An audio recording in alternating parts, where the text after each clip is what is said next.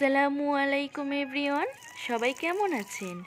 আশা করি যে যেখান থেকে আমার আজকের এই ভিডিওটি দেখছেন সবাই আল্লাহর রহমতে ভালো আছেন, সুস্থ আছেন এবং নিরাপদে আছেন। আমিও আলহামদুলিল্লাহ আমার পরিবার নিয়ে ভালো আছি। তো আজকের ব্লগটি শুরু করছি গাছে পানি দেয়া থেকে। তো এখন সকালে নাস্তা হয়নি, ভাবলাম বাবু উঠুক তারপরে আমি আর বাবু একসঙ্গে করব। আজকের ভিডিওর টাইটেল আর থাম্বনেল দেখে তো বুঝতেই পাচ্ছেন কাকে নিয়ে কথা বলতে চলেছি। আজ ওনার সম্পর্কে এগুলো বলতে বাধ্য হলাম, কারণ অনেক দিন থেকে ভাবছিলাম ওনাকে নিয়ে একটা ভিডিও করব, তো হয়ে উঠছিল না। তো ওনাকে এমন কোনো ব্লগার বা যারা ব্লগ ভিডিও দেখেন যে মানুষ নেই যে ওনাকে চেনেন না। উনি তো আমার কাছে সব থেকে বেস্ট ব্লগার। আমার কাছে মনে হয় উনি সবার সেরা, ওনার কোনো তুলনা হয় না।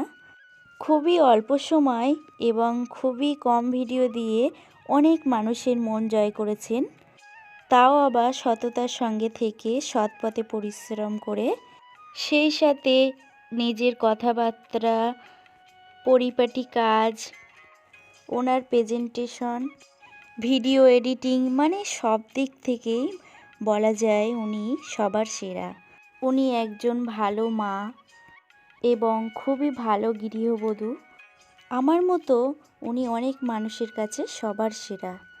আমি ভাবি একটা মানুষ কিভাবে এতটা ভালো মনের মানুষ হতে পারে, যার মনে এতটুকু পরিমাণ অহংকার নেই।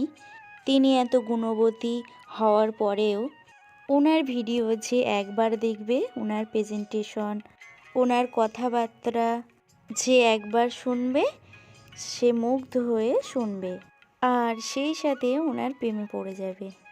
উনি এমন একজন মানুষ যে ওনার কমেন্টস বক্সে কোনো দিন কখনো নেগেটিভ কমেন্টস দেখিনি।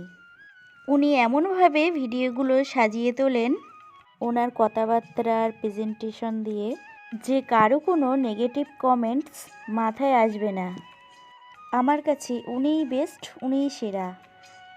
আমি কখনো ভাবিনি যে কোনো মানুষ ক্যামেরার আড়ালে থেকেও শুধুমাত্র নিজের কথাবার্তা এবং সাংসারিক কাজকর্ম দেখিয়ে এতটা মানুষের মন জয় করতে পারে, তাও আবার খুবই কম ভিডিও দিয়ে, তাও আবার সততার সঙ্গে থেকে সৎ পথে পরিশ্রম করে।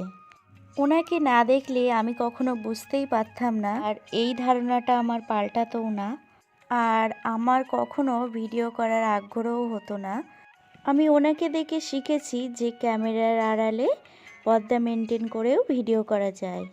আমার মতো উনি অনেককে এই ধারণাগুলো পাল্টে দিয়েছেন এবং ভিডিও করার সাহস জুগিয়েছেন।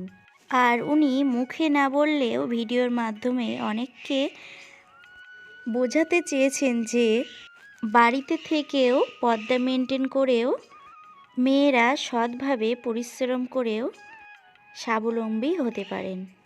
তো বন্ধুরা, এতক্ষণ ধরে আপনারা যার কথা শুনছেন তিনি হলো আমাদের সকলের প্রিয়, সম্মানীয়, শ্রদ্ধেয় বাংলাদেশি ব্লগার মম হীরা চ্যানেলের শারমিন হীরা আপু। তো এতক্ষণ ধরে বকবক করতে করতে ভিডিও সম্পর্কে কিছুই বলতে পারলাম না। মেজো দেবরের বাড়িতে হোয়াইট সিমেন্ট মারা হয়েছিল, সেখানে একটু বেশি ছিল, তাই জন্য আমাদের বাড়ির সামনের দিকটায় দিয়ে দিল। আর এই যে বিকালবেলা মিঠুকে তুলে দেব, মানে ঠান্ডা পড়ছে তো প্রচুর।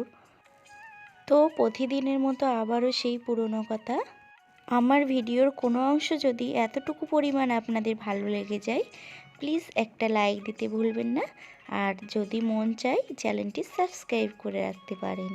আর এই যে এটা হলো সন্ধ্যাবেলার ভিডিও, বাবুর পাপা মশলা মুড়ি এনেছিল, তাই সেটা দিয়ে নাস্তা করে নিচ্ছি আমরা। আজকের মতো এই পর্যন্ত বন্ধুরা, সবাই ভালো থাকবেন, সুস্থ থাকবেন।